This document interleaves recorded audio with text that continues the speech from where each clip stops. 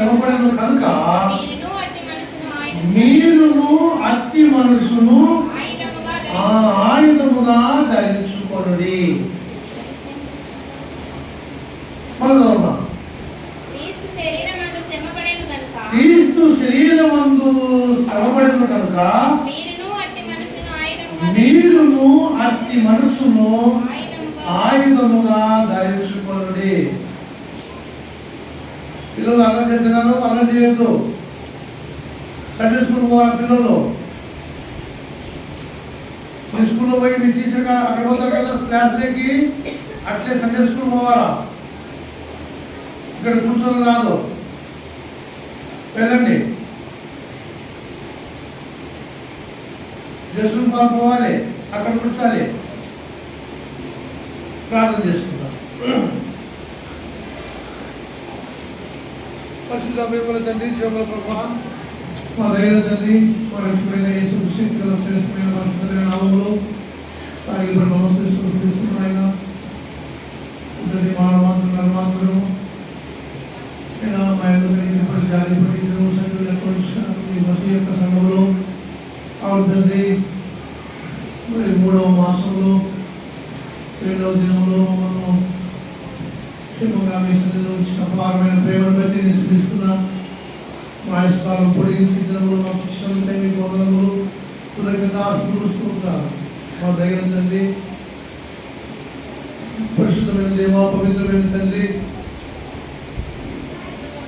నా దేవా, నా తండ్రి స్తోత్రాలు.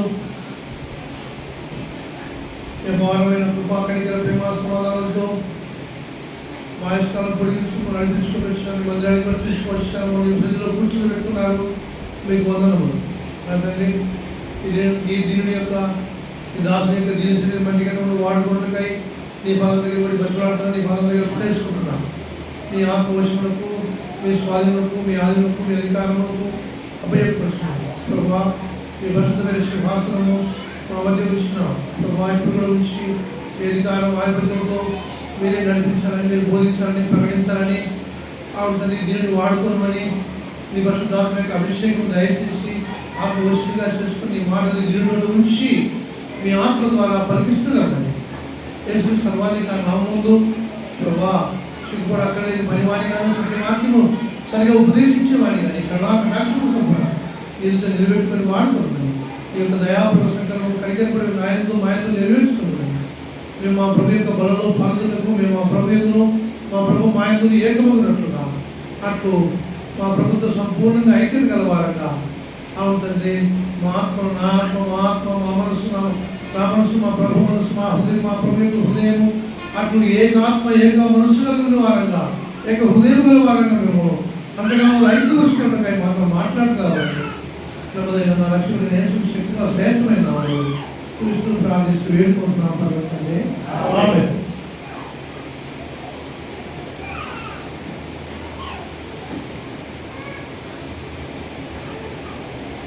ఈ యొక్క కొత్త నిబంధనలో క్రీస్తు యేసు కలిగిన మనసు మనము కలిగి ఉండాలని దేవుని వాక్యము మనకు హెచ్చరిక చేస్తుంది. మనము వాక్యము మనము ప్రేరేపిస్తుంది. మనసు నీకు కలిగి ఉండడము ఎంతో ఇది నీకు శ్రేయస్కరము, లేక ప్రయోజనకరము, లేక నీ ఆత్మీయ అభివృద్ధికి ఇది గొప్ప అవసరమైనది అనే సత్యాన్ని దేవుని గ్రంథం మనకు చెప్తా ఉంది.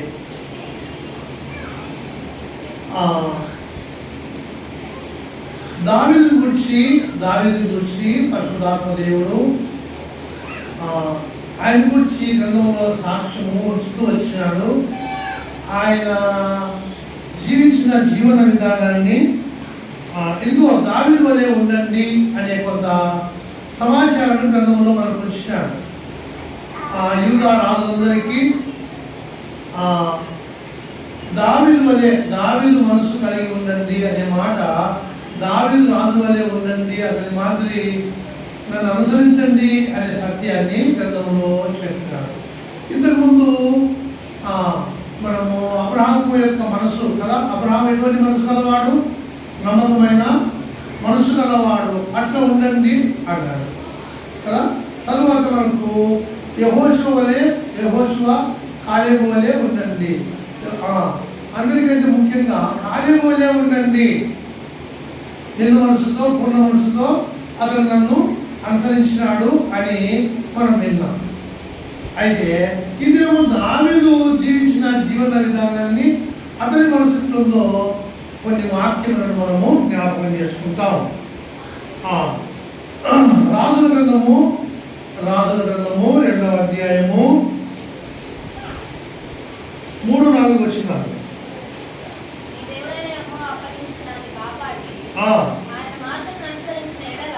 ఆయన మార్గమును అనుసరించిన ఎడల ఎక్కడ తిరిగినను అది ఆయన మాటలు వింటే నీకు వివేకం వస్తుంది, ఆయన ఆజ్ఞలు వింటే నీకు జ్ఞానం వస్తుంది, నీవు ఆ ఆజ్ఞను నడుచుకుంటావు. కనుక రాజులకు అంటే తన కొడుకు సల్మానుకు చెప్తున్నాడు దావీదు. 4వ వచనం చదువుదాం.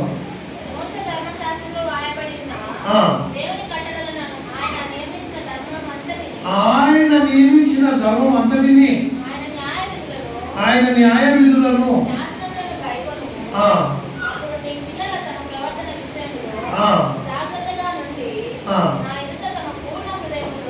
తన పూర్ణ హృదయంతోను పూర్ణ మనసుతో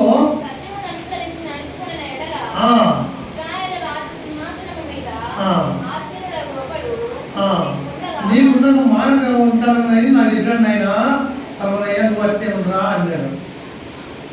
పూర్ణ హృదయంతో పూర్ణ మనసుతో నీ దేవుని వాక్యం అనుసరించు అన్నాడు. ఇప్పుడు మనము చాలా మందికి గ్రంథం చదవడానికి కూడా ఎంతో బద్ధకం. దేవుని గ్రంథం చదవడానికి ఎంతో బద్ధకం, భయంకరమైన బద్ధకంలో ఉంటారు కదా. అటువంటి ఘోరమైన స్థితిలో ఉంటారు. కొంతమంది చదువుతారు కానీ దాన్ని అనుసరించరు. అది ఇంకా భయంకరం. కనుక గ్రంథమును అనుసరించాలి, దాన్ని చదవాలి, దాన్ని ధ్యానించాలి, దాన్ని అనుసరించాలి. అది నువ్వు నడుచుకున్నావు కదా, అట్లే నీ పిల్లలు కూడా నడుచుకుంటే ఒక నీ సువాసన మీద ఉండకుండా నేను మానను, తప్పకుండా కార్యం చేసుకుంటూ పోతాను అని చెప్పాడు. మనుషులు 3వ అధ్యాయము, అదే అక్కడే రాజు గ్రంథమే 3వ అధ్యాయము 14 వచనాలు.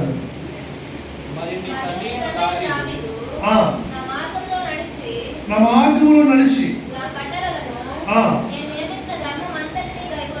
గైకొన్నట్లు అతను గైకొన్నట్లు అతను నడిచినట్లు నువ్వు నడిచి వాటిని గైకొనే కదా నిన్ను కూడా దీర్ఘాయుష్మంతులుగా చేస్తాను. నేనేం చేసాను కదా అట్లే చేస్తాను. నేను కూడా తక్కువ చేయాలి అంటే ప్రతి ఒక్కరికి దేవుడు ఏం నేర్పుతున్నాడు? దావీదు కానీ ఒకడు నా ఎదుట నడిచినాడు, వారి మధ్యలో నడువు అన్నాడు. పౌలు ఏం చెప్తున్నాడు? అయ్యా మనకు క్రీస్తు యేసు మనసు మనకు వచ్చింది, మనము దాన్ని కలిగి నడుచుకోవాలి అని పౌలు జ్ఞాపకం చేస్తున్నాడు. మా పేతురు ఏం చెప్తున్నాడు? అయ్యా మా ప్రభువు తన శరీరం ముందు శ్రమ అనుభవించినాడు, మనం కూడా అతి మనసును ఆయుధముగా ధరించుకోవాలి.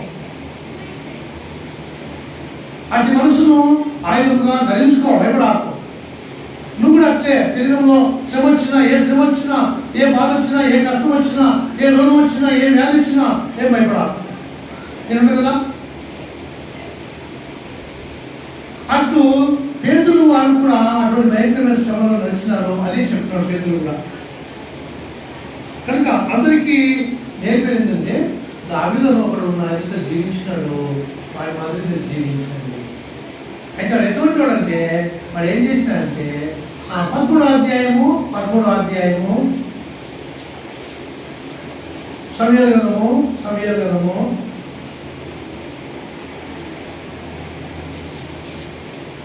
13వ అధ్యాయము 13-14 వచ్చిన చదవండి.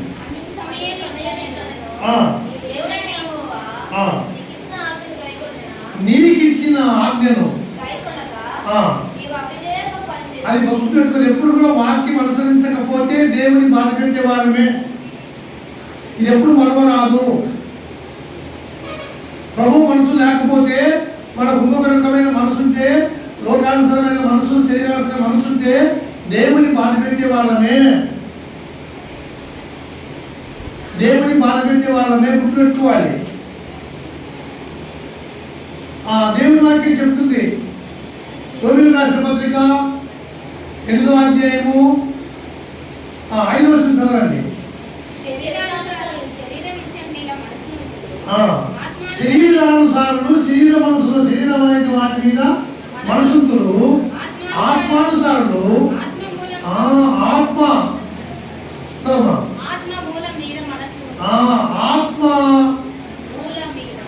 ఆత్మ సంబంధమైన వాటి మీద, ఆత్మ సంబంధమైన సంగతుల మీద మనసుంతులు. శరీరానుసారమైన మనసు మరణము, ఆత్మానుసారమైన మనసు జీవమును సమాధానమై ఉంది. కనుక నీ మనస్సు కనుక నువ్వు అటు ప్రవర్తించినావు కాబట్టి నిన్ను బట్టి దేవుడు నిన్ను తీసేసినాడుకో, నిన్ను తన యొక్క సన్నిధిలోని తొలగించినాడుకో, నువ్వు దేవుడు నేను రాజుగా తీసేసినాడు అని ఏం చెప్పాడు? మన 14వ వచనం. అది దావీదులో ఉండే మనసు ఏంటంటే దేవుని చిత్తానుసారంగా బతకాలి. అది వచ్చేసింది. అటు చేయకూడదు, అటు ఎందుకు చేసినాడు ఆయన? సమయం పోకముందు ఎందుకు పని అనిపించినాడు? అటు పోకూడదు కదా, అటు చేయకూడదు కదా. దేవుని యొక్క సేవకుడు వచ్చిందని మనం ఎక్కడైతాము అని తనకు తాను సొంతముగా, అంటే ఆ సౌలు రాజు చేసిన పని అంటే ముందు ఉంది కొంత. ఏది? నేను వచ్చేంత వరకు అయ్యా బలైపోయిన నేను వచ్చా అంటేనే ఆయన జనం తనకాడికి పోయి చూసి తనే పోయి బలైపోయినాడు. అప్పుడు సమయాలు కోపగించుకునేది ఇస్రాయల్ 12 గోత్రాల్లో తెలిసిపోయింది. 12 గోత్రాల్లో తెలిసిపోయింది. సమయాలు వచ్చి కోపడ్డాడు రాజు మీద, సౌరాల మీద. సమయాలు పట్టుకుంటే సొక్క దిగిపోయింది. ఇటు అన్నాడు అంతా ప్రజలు తెలిసిపోయింది, అందరూ తెలిసిపోయింది. అప్పుడు ఇది కూడా తెలిసింది, దావీదు కూడా తెలిసిందా అట్లా అంటారు, అట్లా అనకూడదు కదా, అది చేస్తున్నా దేవుడు సిద్ధాంతాన్ని బతుకాలి. కానీ దేవుడు ఏం చెప్తే సేవలు ఎదిగితే చేయాలి. కానీ మనం చేద్దామా అట్లా చేస్తామా అని కొండలో గొర్రెలు కాసుకుంటా ఒక్కడు అనుకుంటున్నాడు. బాగా వినాలి. ఒకరు తప్పు చేసిన తర్వాత తప్పు చేసినా అందరూ తెలిసిపోయింది.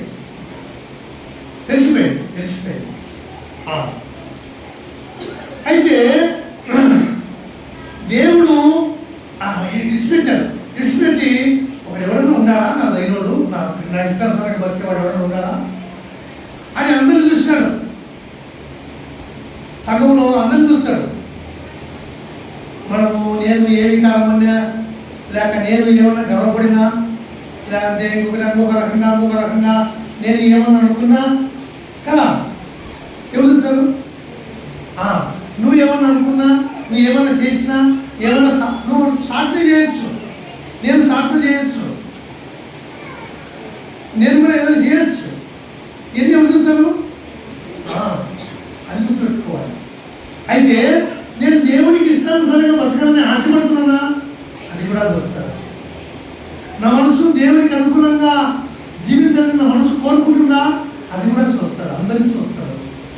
సరైనవాడు ఎవరున్నాడు, ఈ యొక్క సీఎంలో సరైన వాడు ఎవరున్నారు అనేది అందరినీ చూస్తాడు. దేవుడు అందరి హృదయాన్ని చూస్తాడు. వాడిని చూసి వాడిని గొప్ప చేయడం మొదలు పెడతాడు. ఇదే చెప్తున్నాడు.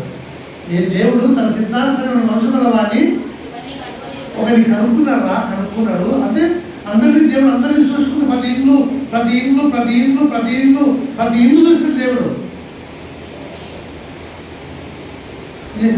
చూసినాడు. కీర్తనలో 14వ అధ్యాయము 2వ వచనం కదా చదివినాము కదా, యెహోవాను వెతుకువాడు కలరేమోనని, వివేకముతో దేవుని వెతుకువాడు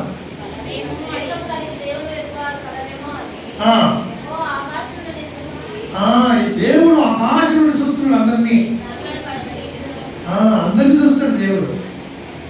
ఏడా ఏం చేస్తున్నావో, ఏమనుకుంటున్నావు, నీ మనసులో ఏమనుకుంటున్నావో, నువ్వు ఎంత అనుకుంటున్నావో అన్నీ దేవుడు చూస్తాడు. ఎవరిని మనవాడు అందరిని చూస్తాడు. ఎవరైతే ఆయన చిత్తానుసారం మనసు గలవాడో వారిని గొప్ప చేయటకై దేవుడు కోరుకుంటాడు. వాడిని కాపాడుటకై, వాడిని కృపచుటకై, వాడికి తన శక్తిని తన బలాన్ని ఇచ్చుటకై, వాడికి తన అనంతమైన నామంలోని భద్రత కాపుదలు ఇచ్చుటకై, వాడికి తన నామంలోని భద్రత కాపుదలు ఇచ్చుటకై దేవుడు వాటితో ఉంటాడు.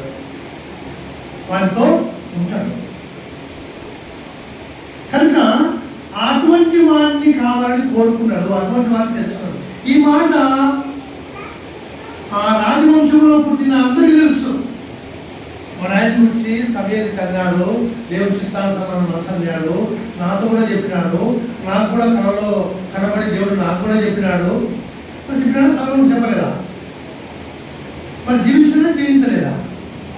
కొంతవరకు జీవించిన తర్వాత జీవించలే. కనుక మనము చాలా జాగ్రత్తగా ఆలోచించాలి. యేసు ప్రభు మనసు కలిగి ఉన్నారని మనం ఎన్ని దినాల నుండి వింటున్నాము. ఈ మనసును కలిగి ఉన్నారని ఎవరన్నా అనుకున్నారా? ఆ మనసు నాకు కావాలని ఎవరన్నా కోరుకుంటున్నారా అనేది అందరినీ చూస్తాడు దేవుడు. అందరినీ చూస్తాడు. చూసి అటువంటి మనసు కోరకపోతే వాటి చూసి బాధపడి పక్కకు పోతాడు.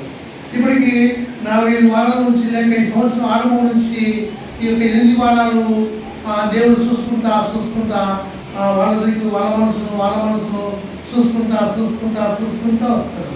చూసి బాధపడతాడు. ఈ మనసు నా మీద లేదే, ఈ మనసు దాని మీద ఉందే, వాడి మీద ఉందే, అట్లు ఇది మనసును సరిలేవే అనేది దేవుడు చూసుకుంటా బాధపడుకుంటా నేను దాటిపోతా ఉంటాడు. అయితే దీర్ఘశాంతం గల దేవుడు, సహనం గలవాడు, ఓర్చుకుంటూ సరే మరొక వారం చెప్దాం, వారికి వారికి వాక్యం ప్రకటిద్దా, వినరా, లోబడతారా, నా ఆజ్ఞకు లోబడతారా అనేది దేవుడు చూసుకుంటూ నిన్ను నన్ను బోధించి నన్ను కూడా చూస్తాడు. బోధిస్తే నేనేం పెద్ద పొడగిని కాదు, మీకంటే గొప్పనేం కాదు, అదేం కాదు. ఎప్పటికి కాదు అట్లా, ఎప్పటికి కాదు. ఎప్పుడైతే ఆయన ఆజ్ఞకు ఆయన మాటకు లోబడతామో అప్పుడు ఆయన సంతోషపడతాడు. కానీ ఊరికి బోధించినంత మాత్రాన దేవుడు వారి ఎందుకు సంతోషపడాడు? అట్లా బోధించే వాళ్ళు లోకంలో లేదా? కుప్పలు ఉన్నారు, మాకు చూడాలి. అటువంటి పరిమాణంలో దేవుని పనికిరాదు. ఆయన వాక్యానికి లోబడేవాడు కావాలి. ఏం ప్రకటించడో దానికి లోబడేవాడు కావాలి, దాన్ని అనుసరించేవాడు కావాలి. అటువంటి వాళ్ళు దేవుడికి కావాలి. కనుక అట్లు దేవుడు వాడిని చూసుకున్న చిత్తానుసారం మనసు గలవాడు, నేను విసర్జించాడుకో, నేను తీసేసినాడుకో అన్నాడు. పోయినాడంటే ఎత్తిపోయాడు. ఎత్తిపోయినప్పుడు ఎన్నాళ్ళు బతికినాడు రాజుగా? దాదాపుగా 25 సంవత్సరాలు బతికినాడు. 25 సంవత్సరాలు రాజుగానే ఉన్నాడు. ఏం కాలేదు, అందరికి సంపూర్ణమైనాడు. ఏం కాలేదు. ఒకనాడు తన కుటుంబము ఘోరమైపోవడానికి వచ్చింది. తన కుటుంబము ఘోరమైతూ వచ్చింది. అబ్రహాంతో ఒక మాట అన్నాడు. ఆ మాట నాకు బాగా జ్ఞాపకం ఉంటుంది. అబ్రహాంతో అనే మాట ఎంత నాకు ఎన్నిసార్లు బతికొస్తా అంటే అన్నిసార్లు బతికొస్తూ ఉంటుంది. చదువుకుంటాం 15వ అధ్యాయంలో, ఆదికాండము 15వ అధ్యాయంలో ఏమంటాడంటే, అమ్మా నీ కొడుకు గొంతు ఇక్కడ మా ఇంట్లో కూడా వినపడుతుంటారు. మేము పోయినాక మళ్ళీ ఇది పెట్టుకుని నేను తప్పు చేసినా, రైట్ చేసినా, సరైన పదాలు ఉపయోగించలేదా అని ఇప్పుడు ఏదేమైతే మాట్లాడుతున్నానో ఈ మాటల్లో ఇంకొక రకంగా చెప్పింటే బాగుండనా అనేది కూడా చూసుకుంటా. నేను 3-4 సార్లు చూస్తా, తెలుగు మళ్ళీ చూసినప్పుడు అక్కడ ఉండేది ఆ పుద్దు దాని శబ్దం వస్తుంది, కొడుకు శబ్దం వస్తుంది. దీంట్లో నీ కొడుకు గొంతు వినపడుతుంది కదా తల్లి, చదవండి. అది వాళ్ళ పాపము ఇంకా సంపూర్ణమైనంత వరకు వాళ్ళని ఏం చేయను. వాళ్ళు సంపూర్ణమైనప్పుడు వాళ్ళ పాపము అయ్యేంత వరకు నేను ఏమైనా అన్నాడు. 400 సంవత్సరాలు ఈ మాట పలికినాక 450 సంవత్సరాలు అప్పుడు మనం నాశనం చేసినాడు.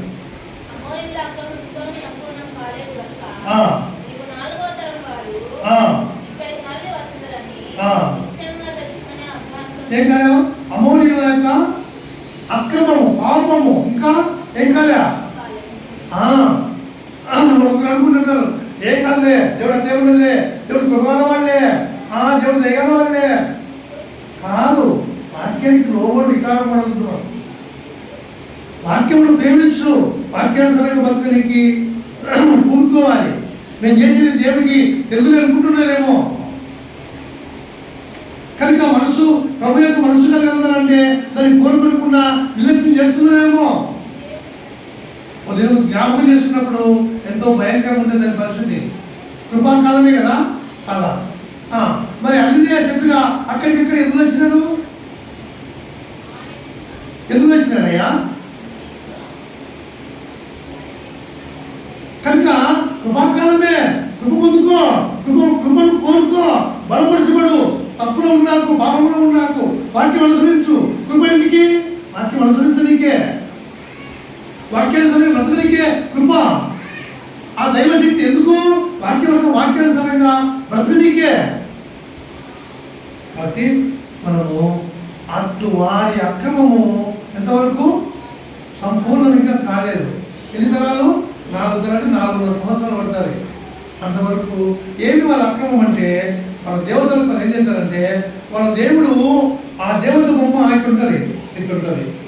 ఆ బొమ్మ చేతులను బాగా వేడి చేస్తారు. ఆ బొమ్మ చేతులను వేడి చేసినప్పుడు కాలుతాయి బొమ్మ చేతులు. బొమ్మ చేతులు ఆ చేతులు బాగా కాలినప్పుడు ఆ విగ్రహం తెచ్చి వాళ్ళ సన్న పిల్లలు తెచ్చి వాళ్ళ కొడుకుని తెచ్చి ఆ చేతులు పెడతారు. ఎందుకు? ఈ దేవుడు మాకు ప్రసన్నుడైతే, ఈ దేవుడు మాకు దయ చూపితే, ఈ దేవుడు మాకు దయ పాలిస్తే మా బయలు బాగుపడతాయి, మేము ఒకరు పోతే కొని మిగతా వారందరూ దీవించబడతారని ఆ చేతులు పెడతారు. అది మన ఘోరమైన జీవితం. అది దేవుని ఆరాధించుట. దేవుడు ఎందుకు కొరకు? లాభం కొరకేనని అక్కడ పిల్లలను కూడా కాల్చినారు. అవన్నీ దేవుడు చూసుకుంటూ వచ్చినాడు. దేవుని ఉద్దేశం ఏంటి? దేవుని ఉద్దేశం ఏంటి?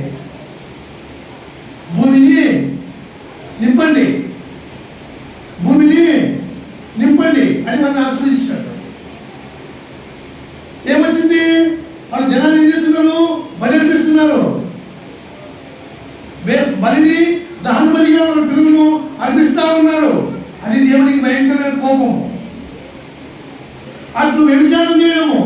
ఇప్పుడు మీకు చాలా మందికి తెలియదు. కొంతమంది వారి దేవస్థానంలో కొంతమందిని పెట్టింటారు. అది దేవదాసిని మనకు ఈ కూడా చెప్పింది. ఎవరు? కేంద్రం కూడా చెప్పింది. చిన్నపిల్లలు తీసుకొని దేవదాసిని పెడితే ఆ దేవదాసిలను ఆ ఊరి గ్రామ పెద్దలు లేక ఇంకొకరు ఆమెతో వ్యభిచారం చేస్తే ఇలా గ్రామం వెళ్తారంట. ఆ దేవలంలో ఉన్న ఆమెతో వ్యభిచారం చేసినట్టు ఇవ్వయి వారికి లాభం కలుగుతుంది. అది వాళ్ళ యొక్క పూజలు. ఇవన్నీ దేవునికి భయంకరమైన. వ్యభిచరించకూడదంటే దేవులంలోనే వ్యభిచరించడం, ఎక్కడ పడితే అక్కడ వ్యభిచరించడం. ఇప్పుడు ఈనాటి కాలంలో విచ్చలవిడిగా ఉంది. క్రీస్తు యొక్క మనసు లేదు. మన ఇష్టానుసరంగా మనసుతో ఆడు బతుకుతా ఉన్నాడు, పాపం చేస్తా ఉన్నాడు. ఇప్పుడు నా భార్యతో నేనున్నా, నాకు ఆమె తృప్తి కలగలేదనుకో, నేను ఇంకొకరికో తృప్తి ఎవరు కలిగజేయాలా? దేవుడే తృప్తి పరచాలి నేను. అంతేగాని నాకు తృప్తి కలగలేదని ఇంకొకరితో నేను పోతే తృప్తి కలుగుతుందా? అట్లా కలగదు, అట్లా రాదు. ఏదైనా తృప్తి పరిచేవాడు దేవుడే. దేవుడు ఏ కార్యమైన తృప్తిపరిచే దేవుడు ఆయన. కనుక రెండు వాళ్ళ భరించండి. ఆనాటి కాలంలో భయంకరమైన పాపలుగా భయంకరమైన జీవితాలు జీవిస్తూ వచ్చినారు. కనుక దేవుడు దీర్ఘశాంతం గలవాడు. కనుక మనము ప్రభు మనసు కలిగి ఉన్నామంటే దాన్ని కోరుకోకుండా, దాన్ని అడగకుండా మాకెందుకు కొంతమందికి ఏమన్నది, మేమేమేం సేవకులమా? ఇప్పుడు ఈ కొరంతీయులు సేవకులా? ఫిలిప్పీలు సేవకులా? పేతురు రాసిన పత్రిక ఎవరికి రాసినాడు? చెదిరిపోయిన వారికి అందరికీ అన్నాడు. చెదిరిపోయిన వారికి అందరికీ. ఆ పత్రికలో మొదటి వచ్చిన 2వ వచనంలో ఉంటుంది, చెదిరిపోయిన వారికి అందరికీ చదువుతుందేమో. కనుక ప్రభు నామంలో దేవుడు కోరుకునేది ఏంటంటే ఆయన మనసు కోరుకోవాలి. ఇప్పుడు యెషయా గ్రంథంలో మనము 26వ అధ్యాయంలో మనం చదివితే అది 3వ వచనం 4వ వచనం, ప్రభువు యొక్క ఎవరి మనసు ప్రభువు మీద ఆనుకును, మనసును ఆనుకును. నీ మనసు నీ ప్రభు మనసుతో ఏకమై కావాలి. నీ మనసు దేవుడి చిత్తానుసరమైన మనసు కలిగిన వాడుగా నువ్వు మారిపోవాలి. నాకెవరు నేర్పలే, ఆదిలోనే నేను ఈ మాటలు బట్టి ప్రభు దావీదు చిత్తానుసరమైన మనసులు ఉన్నావు కదా, నాకు కూడా నీ చిత్తానుసరమైన మనసును, నీ చిత్తానుసరమైన హృదయమును నాకు దయచేయమని నేను అనాన్ని వేడుకుంటున్నాను. ఉపవాసం నుండి వేడుకుంటూ వచ్చినాను. నాకు ఎవరేం నేర్పలే, నాకు దేవుడే నేర్పినాడు. దేవుడు ఆ మాట మీద మనసు పుడితే దానికోసమని ఉపవాసం ఉంటే అంతే. నేను కోరుకుంటూ వచ్చిన అటు మీరు కోరుకోవాలని ప్రభు యొక్క ప్రేమను బట్టి దేవుడు ఈ వాక్యాలు మనం వినిపిస్తా ఉన్నాడు. నువ్వు తిరుగుబాటు చేసి నేనేం సేవకులమా, మాకేంటి ఇవన్నీ? కొంతమంది బైబిల్ కూడా ఎందుకు చదవాలంటే మేమేం సేవకులమా, మాకేంటి ఎంత బుద్ధిహీనతది. దేవుడిని తెలుసుకుంటాం. ఎవరు చెప్తారు దేవుడి గురించి నీకు? బైబిల్ చెప్తుంది. నేను కొన్ని చెప్తే ఈ దినము ఇంటికి కొన్ని ఎన్నో చదువుకోవచ్చు, ఎన్నో చదవచ్చు. కనుక ప్రభువైన యేసుక్రీస్తు శక్తి గల శ్రేష్టమైన నామంలో మనందరికీ ఏమిటంటే నీవు నేను దేవుని యొక్క గ్రంథాన్ని చదివే వారంగా, దాన్ని అనుసరించిన వారంగా ఉండాలి. అటు వారు దావీదు కాలంలో జీవించిన విధానాన్ని తన సంతతికి చెప్పుకుంటూ వచ్చాడు. దావీదు నా చిత్తానుసరణ మనసు గలవాడు, అట్లుండరా మీరు కూడా అట్లుండరా అని అడుగుతూ వచ్చినాడు.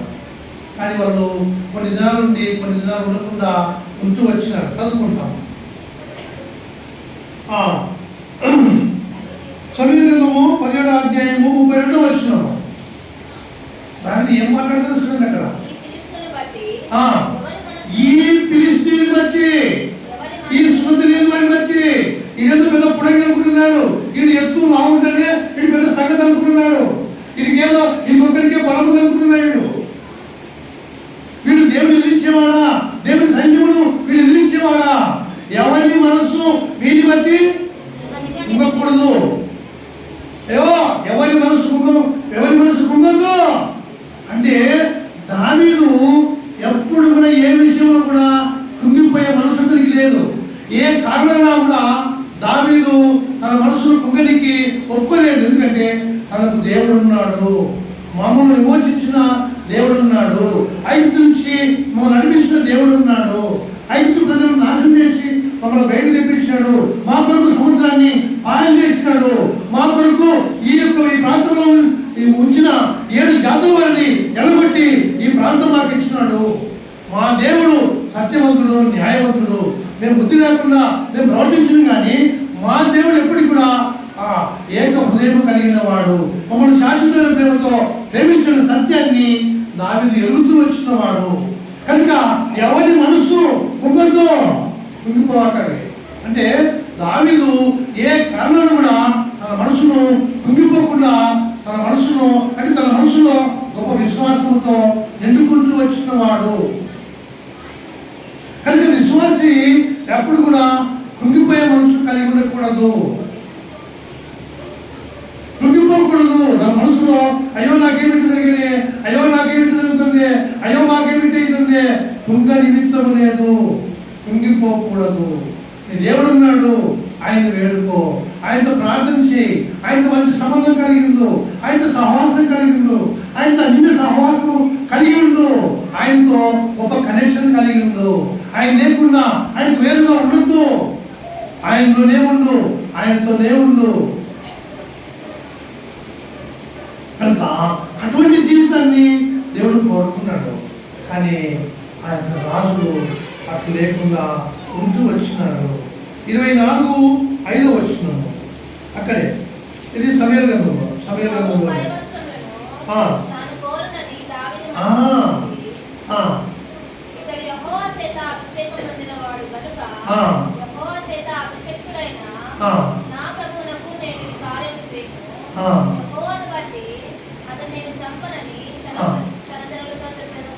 కనుక ఆ వర్షపు చెవు కోసినందుకు ఏమైంది? మనసు నొచ్చుకున్నాడు. ఎవరిని బాధ పెట్టేవాడు కాదు, ఎవరిని బాధ పెట్టి అయ్యో నేను ఎందుకు బాధ పెట్టింది, ఎందుకంటే చేసింది తన మనసు నొచ్చుకుంటాడు. మనకి ఎవరు బాధ పెట్టి మనకేమనిపించదు, ఎవరు తిప్పడం మనకేముంది అని మనకి ఎవరిని ఏమన్నా కానీ ఏమి నొచ్చుకోం మనం కదా.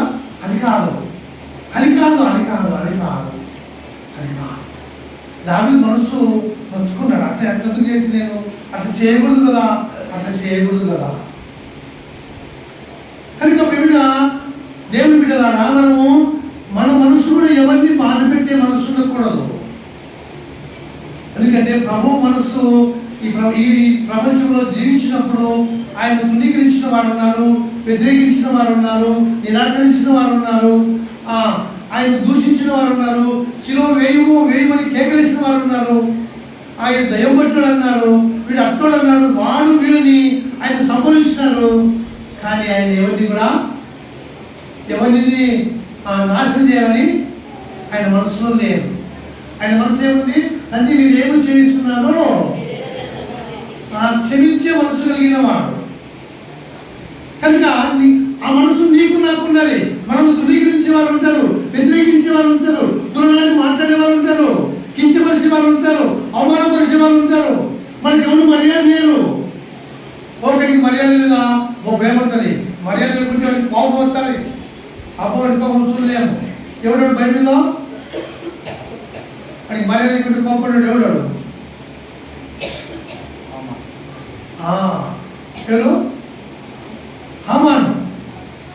హామాన్ ఏం చేశాడు? వంశం ఈడే కదా, ఈ వంశములు కూడా చేయదు కదా, నాకు నమస్కారం, వీళ్ళందరూ నాశనం చేయాలనుకున్నాడు కదా. అని వాడికి నమస్కారం చేయకుంటే చాలా మందికి వందలన్నా అనకపోతే సేవకుడు ముందు వందనాలు చెప్పాలి. మన వాళ్ళలో చాలా మంది ఉన్నారంటారు, సేవకుడు వందనాలు చెప్పాలా, సేవకుడు వందనాలు చెప్పకపోతే ఏమో సేవకుడు కొంచెం అదో ఏమో అని లోపల అనుకుంటారు.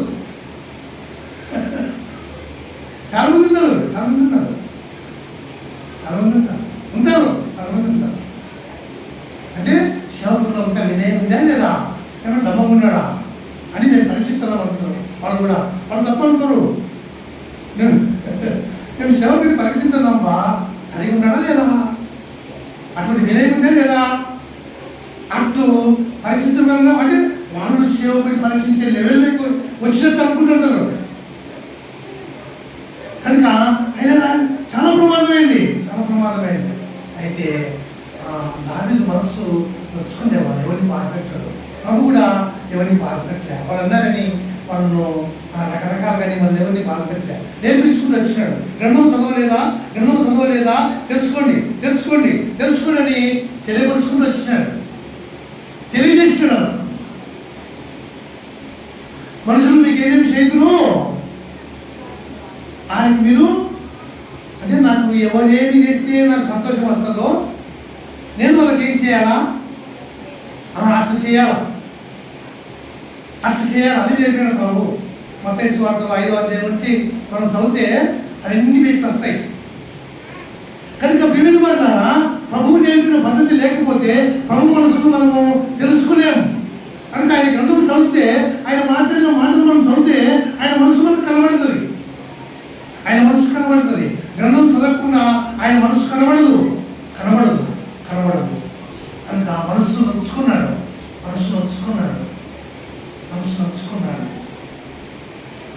అట్లు రాజులు ఆ యొక్క రాజులు రాజు జీవించని చెప్తే వాళ్ళు జీవించలేకపోయినారు. కొన్నాళ్ళకి ఏమైంది? రాజ్యం ఏమైపోయింది? రాజు అనేవాడే లేకుండా పోయాడు.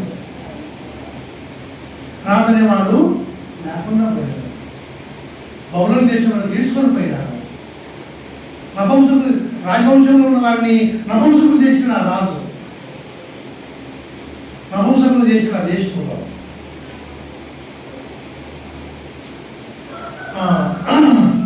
రాజు లేకుండా పోయినాడు. అయితే దావీదు శిగురు ప్రభువైన యేసుక్రీస్తు ఆ సింహాసనం మీదకి ఆయన వచ్చినాడు. దేవుడే ఆయన మాటను బట్టి, ఆయన వాక్యాన్ని బట్టి ఆయన వచ్చినాడు. కనుక ఆ రాజు యొక్క మనస్సు, ఆనాడు దావీదు రాజు యొక్క మనస్సు ఆ రాజులకు చూపుకుంటూ వచ్చినాడు. ఈనాడు మనకు రాజులకు రాజైన వాడు, ప్రభువులకు ప్రభువైన వాడు, నరుడుగా మానవుడిగా పుట్టిన ఆయన మనస్సు మీరును కలిగి ఉండడం అనేది కొత్త నిబంధనలో మనం తెచ్చిన నినాదం. ఇది దేవుడు, పరిశుద్ధాత్మ దేవుడు చేసే నినాదం ఇది. ఇది ఇన్ను ఈ మనస్సు కలిగి ఉండు, క్రీస్తు మనస్సు అది ఉండాలి, అదే అదే అదే అదే అనేది ఆయన యొక్క నినాదము. ఎందుకంటే మీ మనసుల మీద నా ధర్మవిధులను రాయుదును ఉంచుదును. ఆ మనసు మీద రాస్తాడు, ఆ మనసులో ధర్మవిధులు ఉంచుతాడు.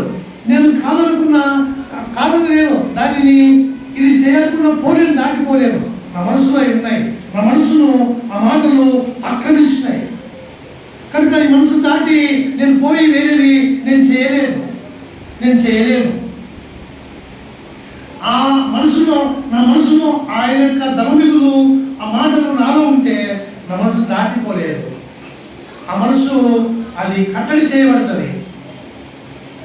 కనుక ప్రభువైన యేసుక్రీస్తు నామమునందు మరి దావీదు మనసు ఇక్కడ చూద్దాం.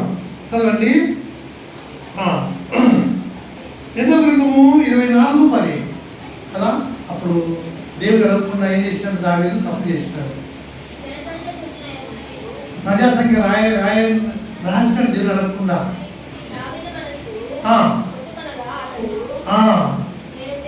దావీదు మనసు ఏమైంది? తప్పు చేశాడు, కొట్టుకుంటుంది. అబ్బో తప్పు చేసినా, పొరపాటు చేసినా, తప్పు చేసినా, పాపం చేసినా, దేవుడికి విలువను బతుకుంది. అయ్యో కొట్టుకుంటుంది, డబ్బ కొట్టుకుంటుంది. మన మనసు దేవుడికి విలువగా మాట్లాడితే కొట్టుకుంటారా? ఏం కొట్టుకోదు, మనకేమనిపించదు. సల్మోన్ దగ్గరికి వచ్చిన ఆయన, సల్మోన 2 సార్లు దేవుడు ప్రశ్నించిన ఆయన, సల్మోనాన్ని చేయొద్దురట. చేయొద్దురైనా బొమ్మల దగ్గరికి పోవద్దురా, అయినా పోవద్దు. సల్మోనా నా కుమారుడే అంటే 2 సార్లు ప్రతిష్ఠిపోయి చెప్పినా వినలే. వెంటనే దేవుని కోపం వచ్చి, నీ రాజ్యం 2 భాగాలు చేశాను, నీకు మీ ఆయనకి ఇచ్చిన మాటలు బట్టి నీకు రాజ్యం ఉంటుంది, మిగతా 10 గొంతులు వేలాడిపించాలనుకో అన్నాడు. ఇచ్చేసినాడు. ఆ మనసు లేదు, మనసు కొట్టుకోలే. సొలొమోను మనసు కొట్టుకోలే. తప్పు చేసింటే మనసు కొట్టుకోలే. చాలా మంది కొట్టుకోదు. దేవుడికి విధంగా నేను పోతున్నానా కొట్టుకోదు, దేవుడికి మనం పెడుతున్నానా, దేవుడిని సంతోష పెడుతున్నానా, ఆ మనసు కొట్టుకోదు. ఊరిగా ఇక్కడికి వచ్చి ఒప్పరించుకొని ఉంటారు, ఏదో మీద విశ్వాసం దయచేసి ఎట్లుండగా మనసు కొట్టుకోవాలండి. దావీదు మనసు తప్పు చేస్తే కొట్టుకుంటుంది. ఇన్నేళ్ళ బట్టి విశ్వాసంలో, నీ విశ్వాస జీవితంలో దేవుని సంతోష పెట్టే కార్యము ఎప్పుడైనా ఏదైనా ఒకటి చేసిన ఆలోచించుకో. ఒక్కటి సంవత్సరానికి ఒకటి చేసిన బతుకంతుల్లో ఒక్కడైనా దేవుని సంతోష పెట్టి పని చేసినావా? గుర్తుపెట్టుకోండి. ఊరికి వచ్చిపోయేది కాదు, దేవుని సంతోష పెట్టే జీవితం, దేవుని కనపరిస్తే ఆ మనసు కలిగి ఉండాలి. అదే దేవుడికి కోరుకునేది. ఈయన ప్రియ కుమారుడు, ఈయన ఎందుకు నేను ఆనందిస్తున్నాను. ప్రభు సేవ ఆరంభించినటువంటి ఇంకా శిలువ వేదికి పోయే సమయంలో రూపాంతరం, కొండ మీద రూపాంతరము పొందినప్పుడు కూడా ఏమంటున్నాడు? ఈయన నా ప్రియ కుమారుడు, ఈయన ఎందు ఆనందిస్తున్నాను. నన్ను బట్టి దేవుడికి ఆనందం కలగాలి. నా హృదయం దేవుడు పదే నా దేవుడికి చూపిస్తా. నీ దేవుడికి చూపించుకోవాలి, దాన్ని బాగు చేసుకోవాలి. నా హృదయం బాగలేకపోతే, నా మనసు లేకపోతే బాగలేకపోతే నేను బాధ పెట్టనయ్యా. నేను అట్లొద్దు. నా మనస్సాక్షిని ఎంతో ఎక్కువగా శుద్ధి చేయి. క్రీస్తు యొక్క రక్తం నేను జీవనం విడిచి జీవుల దేవుని నేను సేవించినట్లు నా మనస్సాక్షిని ఎంతో ఎక్కువగా శుద్ధి చేయి. శుద్ధి లేకపోతే నా రాజు, నా యొక్క జీవుల దేవుడు నాలోనికి రాలేడు, నాలో నివసించలేడు, నాలో ఉండలేడు. కనుక నేను దేవుని సంతోషపెట్టే కార్యం చేయాలి. కనుక ఏదో వచ్చి దేవుని లాభం కోసమని దేవునితో పనిచేసుకుని వచ్చేవాళ్ళమా కాదు. దేవుని సంతోషపెట్టే మనసు కలిగి ఉండాలి. లాభం పొందుతాను నేను లాభము పొందొద్దు, నువ్వు దీవించబడద్దు, నీ పిల్లలు గొప్పవాడు కాకూడదని అన్నేరు దేవుడు అన్నీ అట్లనే ఇసాకు ఎందుకు గొప్పవాడిగా మిక్కిలి గొప్పవాడిగా దీవించినాడు? విశ్వాసి, ఒక శ్రేష్టమైన విశ్వాసి. ఎవరు? ఇస్సాకు ఒక శ్రేష్టమైన విశ్వాసి. ఒక శ్రేష్టమైన విశ్వాసిని గొప్పవాడిగా మిక్కిలి గొప్పవాడిగా చేస్తాడు. ఎప్పుడు తక్కువ చేయడు. ఎవరైతే వారి గొప్పవాడిగా మిక్కిలి గొప్పవాడిగా చేస్తారా? చేయడంతా అటు చేయలేడు. కనుక దావీదు మనసు పట్టుకుంటా ఉంది. అయితే నేనేమంటానంటే అటువంటి మనసు కలిగి ఉండకుండా వాళ్ళు కొన్నాళ్ళు అట్లుంది, కొన్నాళ్ళు అట్టయితుంది, వాళ్ళు తప్పైనారు. ఆ రాజకీయం లేకుండా చేసిన దేవుడు. రాజకీయం లేని వారికి స్వతంత్ర పరిపాలన లేకుండా పోయింది. బానిసలుగా ఉంటూ వచ్చినారు.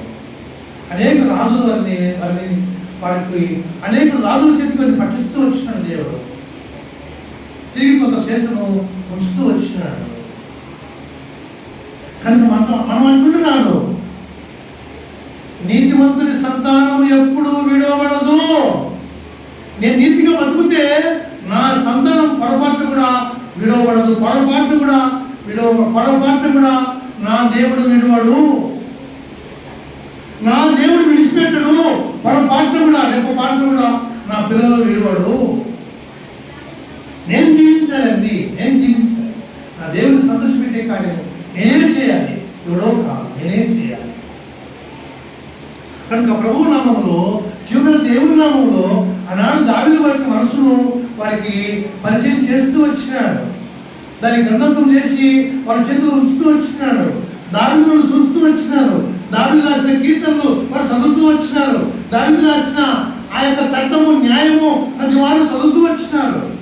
మందిరంలో ఎక్కడుండాలి, మందిరంలో ఎవరు సేవ చేయాలి, మందిరంలో లేవులు ఎక్కడుండాలి, పాటలు పాడేవాడు ఎక్కడుండాలి, వాయిద్యం వాయించేవాడు ఎక్కడుండాలి, లేవీలు ఎక్కడుండాలి, ప్రధాన యాజకులు ఎక్కడుండాలి, యాజకులు ఎక్కడుండాలి, ఎవడు ఏ స్థలంలో ఉండాలి, అన్ని కూడా గ్రంథస్థం చేస్తూ వచ్చినాడు. ఆయన మనసు కూడా దేవుడు గ్రంథస్థం చేస్తూ వచ్చినాడు. దానికి వాళ్ళు లోబడక, కట్టుబడక, వాళ్ళ ఇష్టానుసారంగా వాళ్ళు బతుకుతూ తమ జీవితాలను ఆ యొక్క వారికి ఇచ్చిన ఆ గొప్ప స్వాతంత్రాన్ని పోగొట్టుకుంటూ వచ్చినారు. కనుక ప్రభు నామంలో మనం బతికడేంటంటే మనం అట్లుండరాదు. ప్రభు యొక్క మనసు ఏంటంటే, రేపు పరలోక రాజ్యం సమీపించిందనా మీరు మార్మోస్ పొందండి. మార్మోస్ పొందమంటే నువ్వు మార్చుకుంటావా? నీ మనసును నువ్వు మార్చుకుంటావా? మార్చుకోలేవు కదా. మార్చుకుంటావా? ఎవరు ఉందా మార్చుకునే వాళ్ళు? ఉంటే చెప్పారు, చూద్దాం. నేను నియంత్రపడతా. ఎవరు మార్చుకోలేరు. మార్చేది దేవుడు. క్రీస్తు యేసునందు ఉన్నాయి కదా వాడు నూతన సృష్టి. కనుక నీ మనసును, నీ హృదయాన్ని, నీ స్వభావాన్ని, నీ ఆలోచన విధానాన్ని సమస్తము మార్చే దేవుడు ఆయన.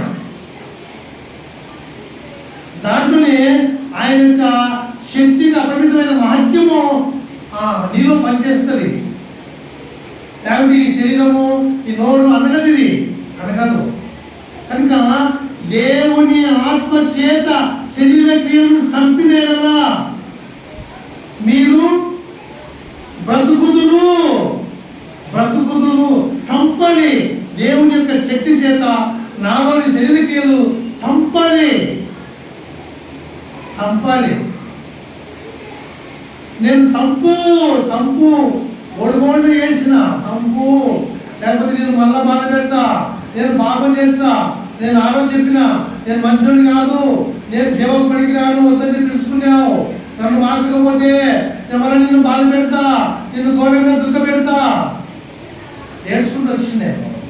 ఉపవాసం నుండి పేర్కొంటూ వచ్చినాను. నా రాజు తన అనంతమైన భద్రతా కాపుదల నాకు అనుగ్రహిస్తూ వచ్చినాను.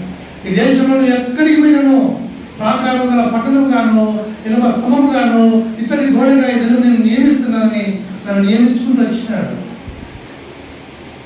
నా ఆత్మీయ అభివృద్ధి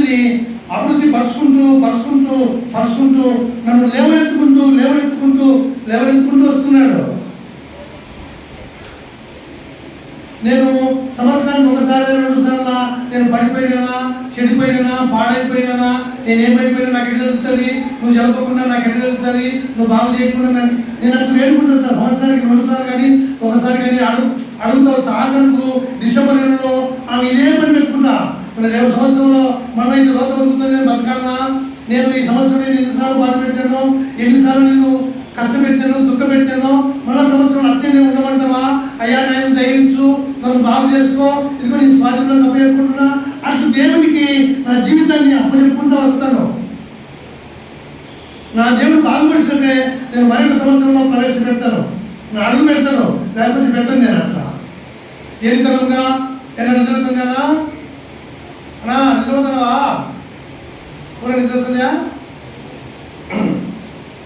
కనుక ఎరితనంగా బతకరాదు. మనం అట్లా బతకరాదు. మనము మునుపు వెలివారంగా ఉన్నాం, ప్రభులోకి వచ్చినాం. ఇప్పుడు వెలివారం కాదు, ఇప్పుడు జ్ఞానవంతులం. జ్ఞానం ఇప్పుడు వివేకము. నేను ఎట్లున్నా, నా ప్రవర్తన ఎట్లుంది, నా జీవితం ఎట్లుంది, దేవునికి అనుకూలమా వ్యతిరేకమా, దేవునికి కష్టపెడుతున్నా, బాధ పెడుతున్నా, ఆయన మనసు నొప్పిస్తున్నా, నేనేం చేస్తున్నా, నేను చేసే ఈ ప్రార్థన కానీ, నేను చదివే బైబిల్ కానీ, నా జీవితంలో ఈ దినం కానీ, నేను ఈ వారంలో ఎన్నిసార్లు దేవుని సంతోషపెట్టినా, ఎన్నిసార్లు బాధ పెట్టినా, ఎన్ని రావాలి లిస్టు. కనుక దావీదు తన హృదయాన్ని పరీక్షించుకుంటూ వచ్చినాడు. కీర్తనలు 24 చదవండి, 5 వచ్చిన అనుకుంటాను.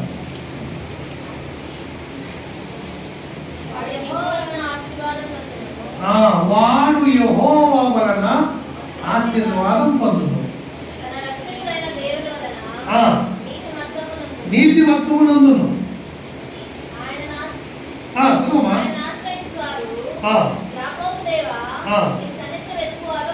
అట్టివారే.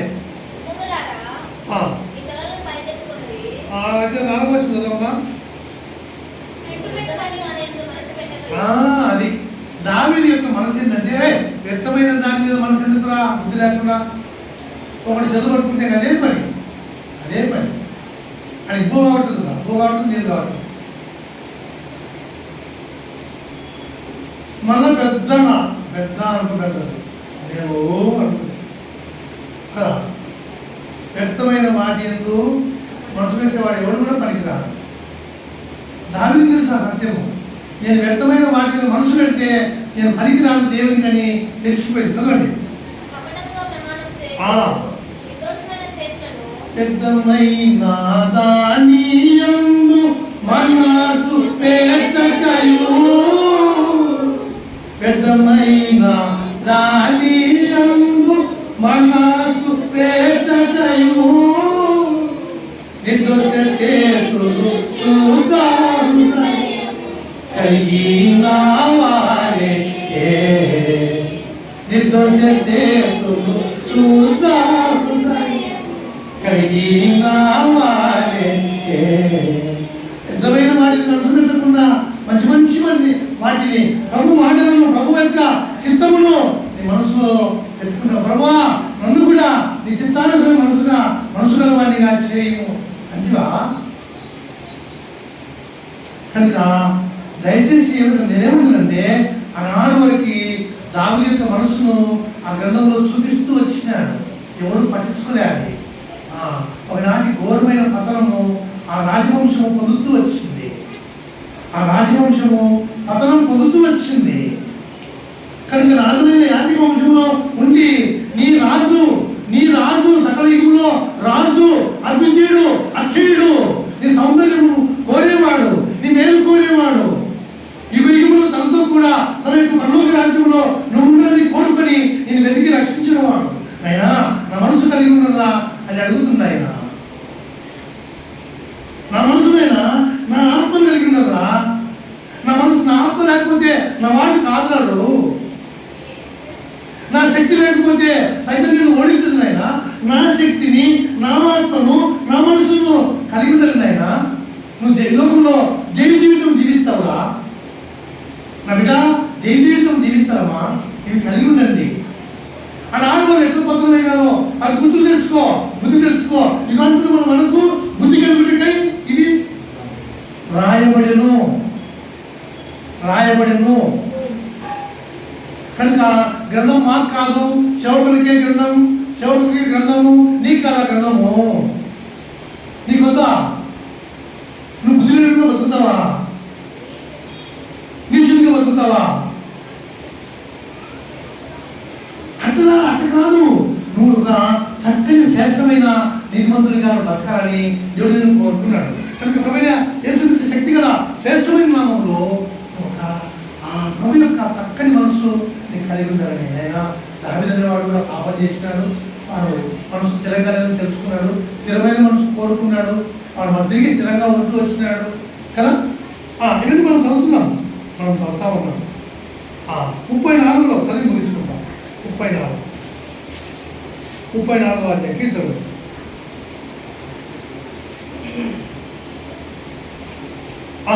అందులో వచ్చినాము.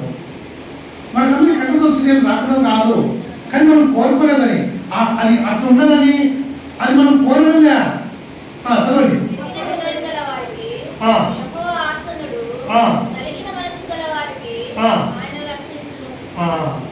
నలిగిన మనసు గలవారు మనసు నల్లగొట్టుకోవాలి. అట్లా కాదు, అది కాదు మనసు, అది దేవుని సంబంధమైనది కాదు, అది కాదు. అటు దేవుని ఆ మనసు దేవుని బాధపెడుతుంది. అది శరీరానికి మనసు, అది వద్దు, దాన్ని చంపుకోవాలి, నల్లగొట్టుకోవాలి. పౌలు అదే నల్లగొట్టుకుంటూ వచ్చినాడు.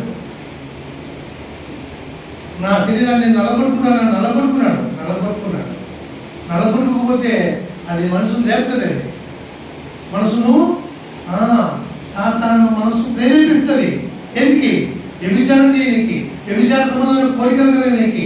ఆ పిల్లల్ని ప్రేమించాలా, ఈ పిల్లల్ని ప్రేమించాలా, వాడిని ప్రేమించాలా, ఈయన ప్రేమించాలా. వీడు నాకు ఇష్టమైన వాడు, వీడు నాకు ఇష్టమైంది. వ్యభిచార సంబంధమైన ఆ మనసు లేగుతుంది. వ్యభిచార సంబంధమైన కోరికలు శరీరంలో భయంకరంగా పుడతాయి. నల్లగొట్టుకోకపోతే, నీ శరీరం నల్లగొట్టుకోకపోతే, నీ మనసు నల్లగొట్టుకోకపోతే అదే లేగుతుంది, తీసుకుపోతుంది. దేవుని కాడ నుంచి కదా ఈడుస్తుంది. అది ఎక్కడికి? ఇంత దూరమైన పోతాడు అంతే. అట్లుండరా అది కాదు. నన్ను నల్లగొట్టుకోవాలి. తప్పుడు మనసు పుడితే దాన్ని చంపేయాలి. అంటే దేవుని వాక్యంతో దాన్ని పొడసాలంటే, దేవుని ఆత్మశక్తితో దాన్ని చంపాలి. కనుక దావీదు అట్లు విరిగి నలిగిన మనసే దేవునికి ఇష్టమైన పని తెలుసుకుంటూ వచ్చినాడు.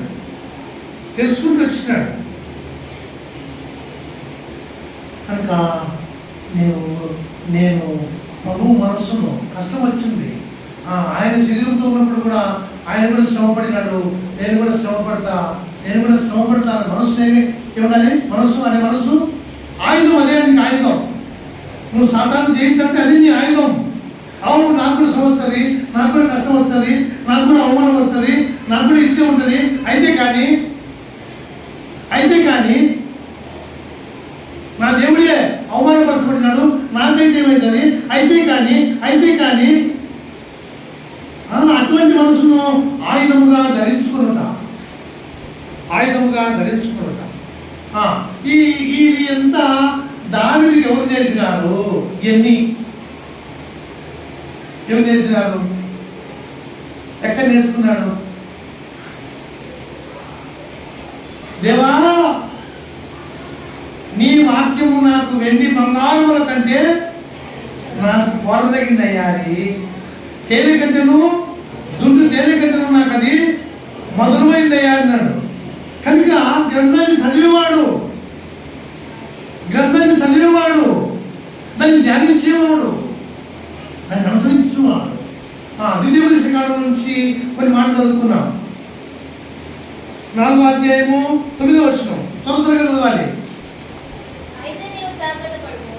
నీవు జాగ్రత్త పడుము,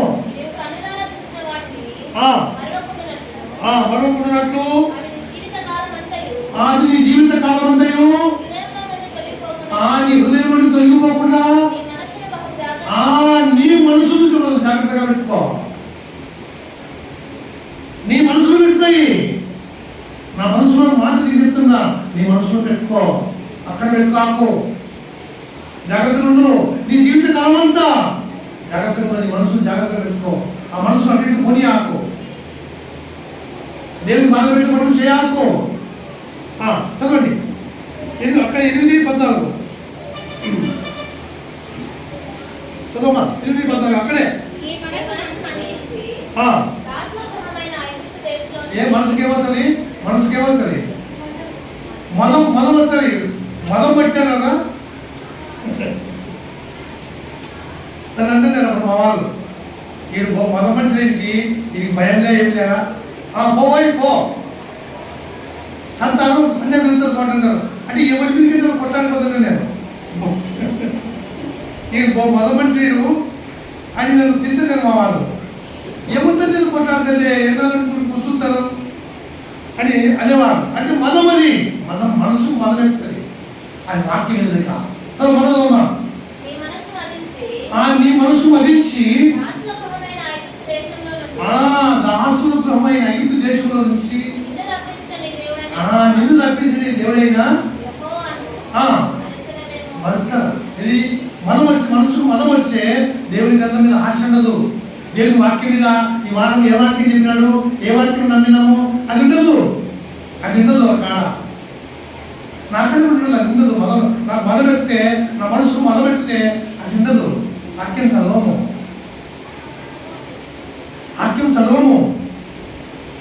కనుక మొదలెక్కడము, కోవెక్కడ, ఇదంతా కనుక ప్రవేశిస్తూ నామముందు అట్లు నిన్ను ఎవరు విడిపించినారు? ఎక్కడున్నావు? నేను సాతాను నుండి ఎవరు విడిపించినారు? శత్రువులు సాతాను నుండి, పాతాళం నుండి నిన్ను విడిపించినాడే. ఆ కఠోరమైన, ఆ భయంకరమైన అగ్నిగుణం నుండి నేను విడిపించిన దేవుని నువ్వు మధ్య పెట్టుకోవా? జ్ఞాపకం పెట్టుకోవా? నీ మనసు మరించిందా? ఆయన మాటలు, ఆయన వాక్యములు నీకు అక్కర్లేదా? ఆయనతో నడచాలని నీకు ఆశ లేదా? ఆయనతో జీవించాలని నీకు లేదా? నీ మనస్సు మలించిందా? మనం జ్ఞాపకం చేసుకోవాలి. కనుక మనస్సు మలిస్తే ఆయన మర్చిపోతాం. మన ఆదివారం జిల్లా గాయాలలో మనలో ఎవరికి తెలుసు? ఊరికే పేరు మాత్రము బయట చేయడం, కుటుంబాలు చేసుకున్నాడు కుటుంబాలు చేసుకోవడం, పాట అయిపోయింది, ఆనందపడి తినడం పోవడం. అంతే. ఈ ఏ వాక్యం చేస్తున్నాం, ఏం ప్రార్థన చేసుకున్నాం, దీన్ని మనం అనుసరించాం లేదా? ఈ కుటుంబ ప్రార్థనలో దేవుడు నాతో మాట్లాడినాడు, నా పిల్లలతో మాట్లాడినాడు, నా కుటుంబంతో మాట్లాడినాడు. ఇవన్నీ ఏం లే, ఊరికి ఆచరణ. కుటుంబ ప్రార్థన చేసుకుంటే బాగుండదు. ఈ దేవుడు నిన్ను ఏ వాక్యంతో నడిపించాలనుకున్నాడు, ఏ వాక్యం నీ హృదయంలో వినిపించాలనుకున్నాడు. ఈ యొక్క దినం గ్రంథం చదివితే ఏ వాక్యం నీ హృదయం తాకింది, ఈ వాక్యంలో ఎన్నెంతో చదివినావు, ఏ వాక్యం నేను తాకింది, ఏ వాక్యం నిన్ను ప్రేరేపించింది. ఎన్ని గుర్తులు లేకుండా ఏంటది? మనస్సు మదించున్నాను. పూయిద్దాం 11:8. అదే మా అక్కడే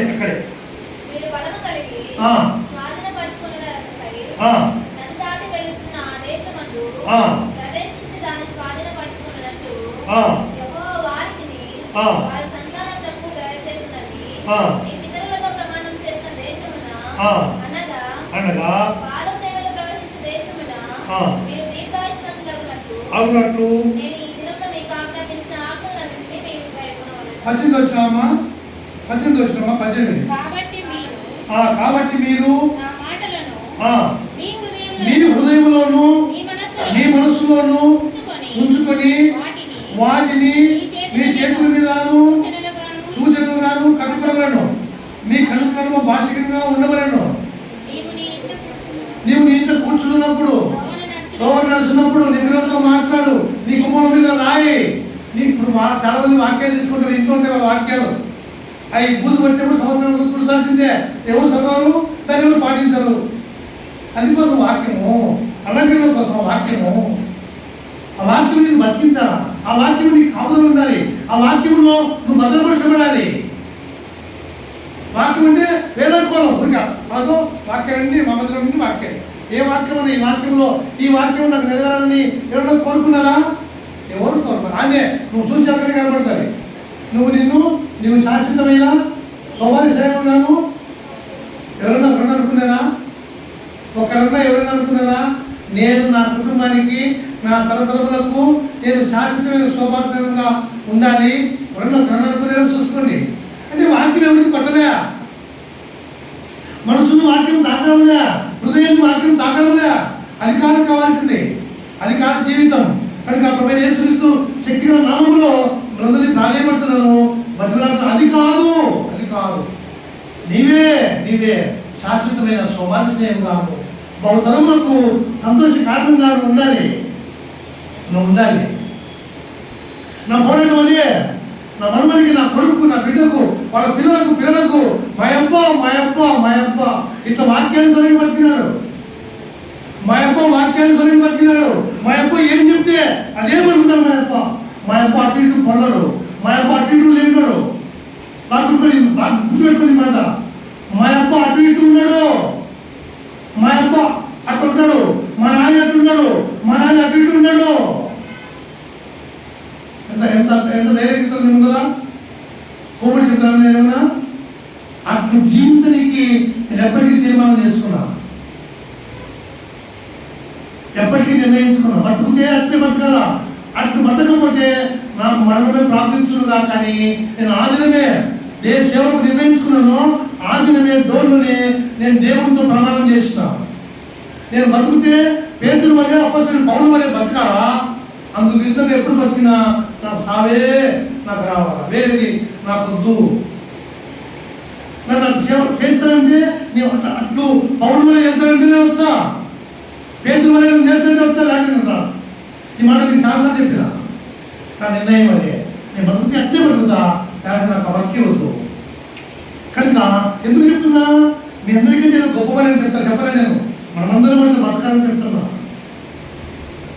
మనమందరం అటువంటి మన కుటుంబాలకు, మన పిల్లలకు, మన తల్లిదండ్రులకు శాశ్వతమైన శుభాశయముగా బహుతరములకు సంతోష కారణంగా ఉండాలి. నా నడక, నా మనవడు చూడాలి, నా కొడుకు చూడాలి, నా కోడలు చూడాలి, నా బిడ్డ చూడాలి, నా భార్య చూడాలి. నేను ఆత్మీయం నడక నాకుందా లేదా? నా బిడ్డ చూడాలి, నా ఇంట్లో వాళ్ళని చూడాలి. నడక వాళ్ళు కూడా నడసనికి, వాళ్ళు కూడా నా అడుగు వేయనికి వాళ్ళకు కూడా రావాలి. కనుక ప్రభు నామమున ఇంట్లో పాడుకో. శాశ్వతమైన శోభాతి శయముగా చేతు, నిన్నో శాశ్వతమైన శోభాతి శయముగా చేతు, బహుతరములకు సంతోష కారణం గాదేశను. అయినా అట్టు చేయి అన్నవాడు, అట్టు చేయను, అట్టు చేయనైనా ఒకరికి కన్నీళ్ళు విడుస్తూ అట్లు చేయనైనా నువ్వు చేసేది దేవుడు, అట్లు చేయి, నన్ను అట్లు చేయి. అడుగైనా అడగాలి. ఆ నాగున దీవించే దేవుడు, ఆ నాగున ఆ వాక్యము నీ జీవితంలో నెరవేర్చే దేవుడు, అటువంటి అద్వితీయ సత్యదేవుడు. కనుక ఆయన మనసు కలిగి ఉండాలి. దావీదు ఈ యొక్క దివ్యోపదేశ కాలంలో చదివి అనుకొని తన మనస్సు మరించకుండా, తన మనస్సు మర్చిపోకుండా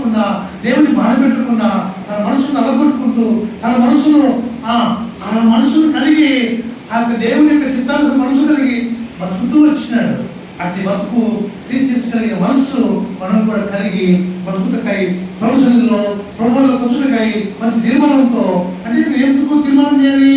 నేను నా ప్రభు మనసే నాకు కావాలి, అందుకే నీ మన దగ్గరికి వస్తున్నాను, అదే నాకు అది నాకు కావాలి. దయతో దాని మనసు ఏమిస్తుందా? ఎన్నో కోరుకున్నా, ఇప్పుడు కోరుకుంటున్నా. దయతో నేను ఏమడిగినా ఇచ్చే దేవుడు నేనే. నా కొరకు ప్రాణం ఇచ్చినావు, నా కొరకు రక్తమును నిబంధన రక్తముగా నా కొరకై, నా పాపముల క్షమాపణ కొరకై, నా పాపముల ప్రాయశ్చిత్తం కొరకై, నా పాపముల పరిహారం కొరకై చెల్లించినావు. దగ్గరికి వస్తున్నా.